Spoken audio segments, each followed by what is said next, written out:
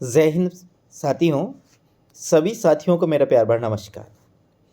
प्रिय विद्यार्थियों, आज जो हिंदी साहित्य के इतिहास की जो क्लासेस चल रही है, ये आप आज अपने साथियों 5वीं क्लास है। साथियों ध्यान रखें, 2023 तो निकल चुका है, या तो अपन ने मौज मस्ती में निकाल दिया या फिर वैकेंसी नहीं है। साथियों कहने का मतलब 2023 तो अपना बर्बाद हो चुका है। 2024 साथियों किसी भी कारण से बर्बाद नहीं होना चाहिए। 2024 में साथियों निश्चित रूप से हमें नौकरी प्राप्त होना चाहिए, चाहे कितना ही बड़ी से बड़ी बाधा है, चाहे कितना ही कठिन से कठिन संघर्ष करना पड़े, कड़ी से कड़ी मेहनत करना पड़े साथियों, लेकिन 2024 में निश्चित रूप से साथियों नौकरी प्राप्त होना चाहिए। इस प्रकार से लक्ष्य बनाकर साथियों अपने अपने कर्तव्य पथ पर डटे रहे साथियों। तो साथियों निश्चित रूप से आपकी जो नौकरी है एक वो आपके आकर आपके स्वयं पैर चूमेगी साथियों, यदि आपने दृढ़ निश्चय कर लिया साथियों। और दृढ़ निश्चय करें साथियों, अपने स्वयं का ध्यान रखते हुए अपने माता पिताओं का ध्यान रखते हुए साथियों, और साथियों अपने भविष्य को देखते हुए दृढ़ से दृढ़ निश्चय, कड़ी से कड़ी मेहनत लगातार करते रहिए। रात दिन एक कर दिएगा साथियों, निश्चित रूप से आपको सफलता मिलेगी। दुनिया की कोई ताकत नहीं है जो आपको सफलता से रोक सकती है साथियों। इस प्रकार से आपने लक्ष्य कर लिया तो इन्हीं साथियों इन्हीं के साथ साथियों हम आज क्लास शुरू करते हैं। और आज की क्लास में साथियों अपना जो छठा ग्रंथ है साथियों हिंदी साहित्य के इतिहास का, वह है हिंदी साहित्य का आलोचनात्मक इतिहास साथियों, जिसके लेखे गए डॉक्टर राम कुमार वर्मा। आलोचनात्मक राम कुमार वर्मा, इसको ऐसे याद करें तो ये आपको याद होगा। कैसे? आलोचनात्मक किसका इतिहास है? राम कुमार वर्मा, ऐसे इसको याद करें आपको याद होगा।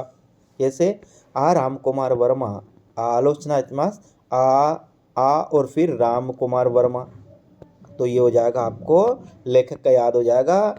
डालोचना इसका ये सन भी याद करें तो राम कुमार वर्मा 1938।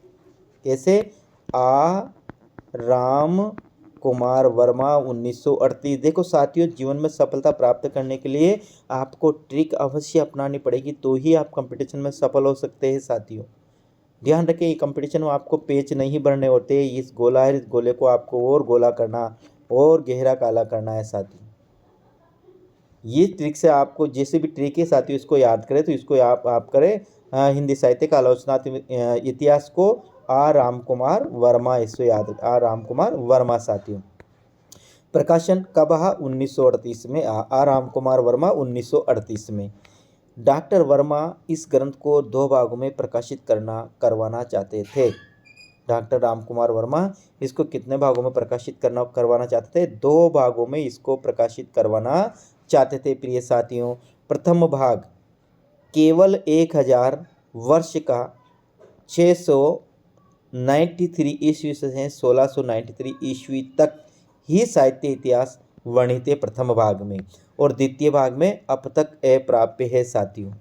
इनका जो द्वितीय भाग है वो क्या है? अब तक अप्राप्त है। लेकिन केवल साथियों प्रथम भाग इनका प्राप्त होता है जो 1000 वर्ष का है, और ये कहाँ से? 693 से लेकर साथियों 1693 ईस्वी तक ये साहित्य प्रकाशित हुआ प्रथम भाग। और ये द्वितीय भाग जो साथियों वो अभी तक क्या है? अप्राप्य है साथियों, अप्रकाश्य है, यानी ये प्रकाशित नहीं हुआ साथियों। अप्राप्य नहीं, अप्रकाश्य है। डॉक्टर वर्मा ने संपूर्ण साहित्य को 5 कालखंडों में विभाजित किया साथियों। इस बात का आप अच्छी तरह से ध्यान रखें। कितने भागों में? मिश्र बंधुओं ने 5 भागों में विभाजित किया, आचार्य शुक्ल ने 4 भागों में विभाजित किया, और साथियों राम कुमार वर्मा ने 5 भागों में विभाजित किया साथियों। यह ग्रंथ आचार्य शुक्ल के गुण दोषों का ही विस्तार है, अर्थात डॉक्टर वर्मा ने आचार्य शुक्ल की अधिकांश मान्यताओं का अनुसरण किया है। कौन का? डॉक्टर राम कुमार वर्मा का जो आलोचनात्मक इतिहास है साथियों, उसके विषय में यह कहा जाता है कि यह ग्रंथ केवल क्या है? आचार्य रामचंद्र शुक्ल के साहित्य इतिहास ग्रंथ के गुण दोषों का ही विस्तार है, अर्थात डॉक्टर वर्मा ने आचार्य शुक्ल की अधिकांश मान्यताओं का अनुसरण किया है। उनके द्वारा जो उनके साहित्य में लिखा, ऐसे कैसे साथियों उन्होंने अपने साहित्य में लिखा है, और कहाँ पर गुण दोष यानी कि यही करने में उन्होंने साहित्य लिखा है साथियों। तो ये लाइन भी आप लिखें, यह ग्रंथ आचार्य शुक्ल के गुण दोषों का ही विस्तार है, अर्थात डॉक्टर वर्मा ने आचार्य शुक्ल को अधिकांश मान्यताओं का अनुसरण किया है प्रिय साथियों। आगे बात करते हैं अपन। आचार्य शुक्ल ने हिंदी साहित्य का आरंभ 933 ईस्वी यानी कि 1050 विक्रमी संवत से माना है, जबकि डॉक्टर राम कुमार वर्मा इसी समय सीमा को 300 वर्ष पीछे अर्थात 993 में 750 विक्रमी संवत ईस्वी तक खींच कर ले जाते हैं। कहने का मतलब आचार्य रामचंद्र शुक्ल ने जो आदिकाल का आरंभ माना है, हिंदी साहित्य का जो आरंभ माना है वो 1050 विक्रमी संवत अर्थात सन की बात करते हैं तो 933 से माना है, जबकि डॉक्टर राम कुमार वर्मा ने इसे जो हिंदी साहित्य के इतिहास का आरंभ माना है या आदिकाल का समय सीमा मानी है साथियों, शुरू तो ये माना है उन्होंने 750 विक्रमी संवत और सन की बात करते ईस्वी की बात करते तो 693 में माना। इस चीज़ को आप ध्यान रखें साथियों, इस लाइन को ऐसे याद रखें। आचार्य शुक्ल ने हिंदी साहित्य का आरंभ 933 ईस्वी से माना है, जबकि डॉक्टर वर्मा इस समय सीमा को 300 वर्ष पीछे यानी कि 993 ईस्वी तक खींच कर ले जाते हैं। प्रिय विद्यार्थियों ध्यान रखिएगा, इन लाइनों को आप लिखें और बेहतरीन नोट्स बनाइए साथियों। और आपको साथियों कोई भी प्रश्न मुझे पूछना है तो मैंने ये वीडियो की जो डिस्क्रिप्शन है साथियों, उसमें मैंने टेलीग्राम का लिंक दे रखा है, वहाँ जाकर आप मुझे मैसेज करें। कोई भी प्रश्न आपको पूछना है साथियों तो आप पूछ सकते हैं साथियों। हिंदी साहित्य के आरंभ में जोड़े गए इस अतिरिक्त काल खंड को डॉक्टर राम कुमार वर्मा ने संधि काल कहा है। इसने 5 काल कहा, तो इसको जो आरंभिक काल है साथियों तो उसको क्या कहा, संधि काल कहा है साथियों। ध्यान रखने, डॉक्टर राम कुमार वर्मा ने संधि काल कहा है। संधि काल कहने का औचित्य यह था कि इस युग में अपभ्रंश और हिंदी भाषा की संधि हो रही थी साथियों। क्या, अपभ्रंश और हिंदी भाषा का जो संधि काल है साथियों उसे इन्हें क्या कहा, संधि काल कहा है साथियों। जिसे किसने, जॉर्ज ग्रीसन ने साथियों जिसे क्या कहा, चारण काल कहा। क्या कहा, चारण काल, उसे इन्हें क्या, संधि काल। तो ध्यान रखिए साथियों, इन्हें संधि काल कहने का इनका यह तात्पर्य है, संधि यानी संधि का मतलब 1 1 + 2 यानी कि 2, ये संधि जो संधि काल कहा। अपभ्रंश और हिंदी भाषा में जो संधि हुई इसलिए इसे संधि काल कहा। डॉक्टर वर्मा ने अपने इतिहास को 7 प्रकरण में विभक्त किया साथियों। कितने प्रकरणों में, 7 प्रकरणों में विभक्त किया है। और काल कितने हैं साथियों, काल है इसके 5, कालों में तो 5 है और प्रकरण में पूछा जाए तो प्रकरण कितने, इसके 7 साथियों। ध्यान रखने 7 प्रकरण हैं। इस साहित्य इतिहास में केवल आदिकाल और भक्तिकाल का ही इतिहास वर्णित है, रीतिकाल और आधुनिक काल का इसमें नहीं है। किसमें, डॉक्टर राम कुमार वर्मा ने जो साहित्य लिखा इसमें रीतिकाल और भक्तिकाल का नहीं है, केवल इसमें क्या, आदिकाल और भक्तिकाल का ही इतिहास वर्णित है, रीतिकाल और आधुनिक काल का इसमें नहीं है साथियों। इन्होंने ज्ञानाश्रय काव्य को संत काव्य और सूफी काव्य को प्रेमाश्रय काव्य का नाम दिया। किसने, राम कुमार वर्मा ने। ध्यान रखना, ज्ञानाश्रय काव्य को संत काव्य और सूफी काव्य को साथियों उन्होंने प्रेम काव्य का नाम दिया है साथियों। इस प्रकार को आप इसको ध्यान रखिए साथियों, किसने, राम कुमार वर्मा ने। अगला अपना जो आता है साथियों हजारी प्रसाद द्विवेदी आते हैं। 7वां जो अपना कवि आता है, कौन आता है, हजारी प्रसाद द्विवेदी।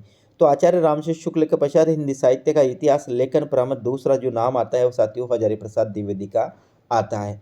यानी हिंदी साहित्य में के इतिहास के बारे में पढ़ते हैं साथियों तो इसमें जो पहला स्थान है, सर्वोच्च स्थान है, आचार्य रामचंद्र शुक्ल का आता है।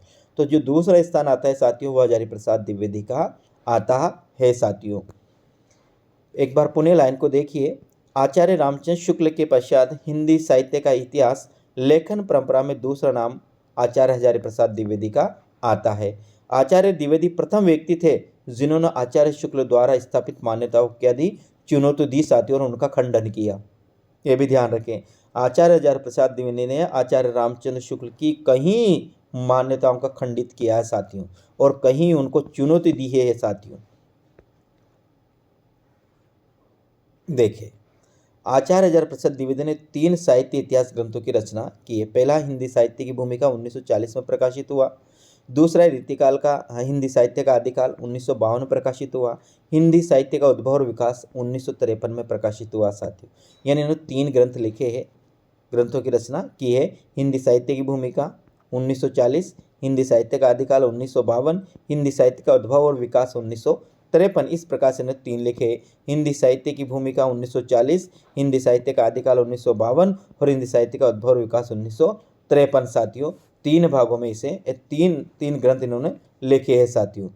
इस प्रकार से साथियों हिंदी साहित्य का व्रत इतिहास साथियों ये भी पढ़ लेते हैं आज ही साथियों अपन। तो ये क्लास थोड़ी छोटी है, तो यो आप अपना काम हो जाएगा साथियों इसमें। अगला जो 8वां ग्रंथ आता है साथियों, हिंदी साहित्य का वृहद इतिहास आता है, और ये है काशी नागरी प्रचारणी सभा ने इसे प्रकाशित किया साथियों। किसने किया? काशी नागरी प्रचारणी सभा ने इसे प्रकाशित किया है, हिंदी साहित्य का वृहद इतिहास साथियों। अब आगे ध्यान रखें साथियों, काशी नागरी प्रचारणी सभा की स्थापना की बात करते हैं साथियों। तो काशी नागरी प्रचारणी सभा की स्थापना है साथियों, ये हुई थी साथियों 1893 में। कब हुई थी? ध्यान रखने, काशी नागरी प्रचारणी सभा की जो स्थापना हुई थी 1893 में हुई थी साथियों। इसके जो मुख्य संस्थापक थे साथियों वह थे श्याम सुंदर दास शर्मा। कौन? श्याम सुंदर दास शर्मा, जिसे हम बाबू श्याम सुंदर दास शर्मा भी बोल सकते हैं। और इनके सहयोगी थे साथियों राम नारायण मिश्र तथा शिव कुमार सिंह। कौन? एक तो थे राम नारायण मिश्र, और दूसरे थे साथियों इनके जो है वो थे शिव कुमार सिंह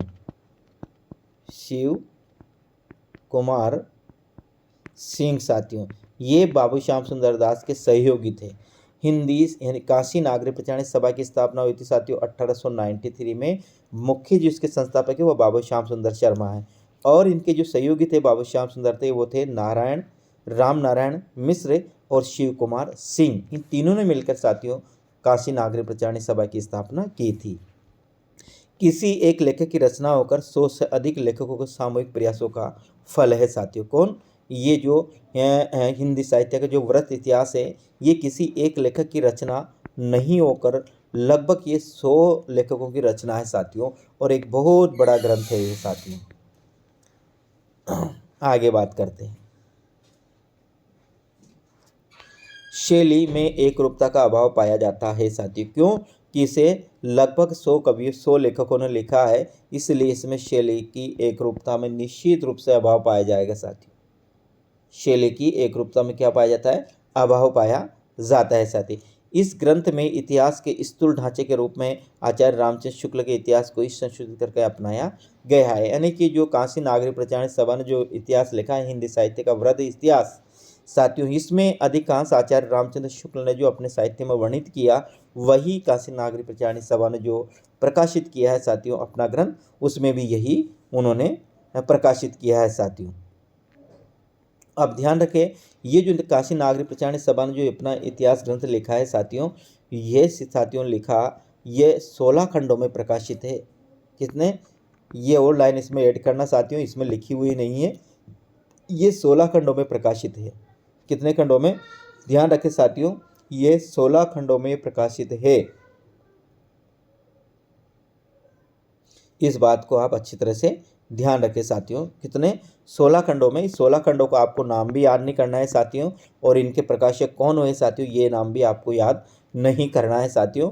ये क्योंकि ये बहुत कठिन है साथियों, इसलिए आप इसको याद नहीं करें, और कभी इसमें एग्जाम में से प्रश्न भी नहीं आता है, आ भी जाता है साथियों। तो ध्यान रखें, यह प्रश्न किसी को भी नहीं आएगा कि 16 खंड इनके कौन कौन से थे और उनका प्रकाशक करने वाले कौन कौन है साथियों।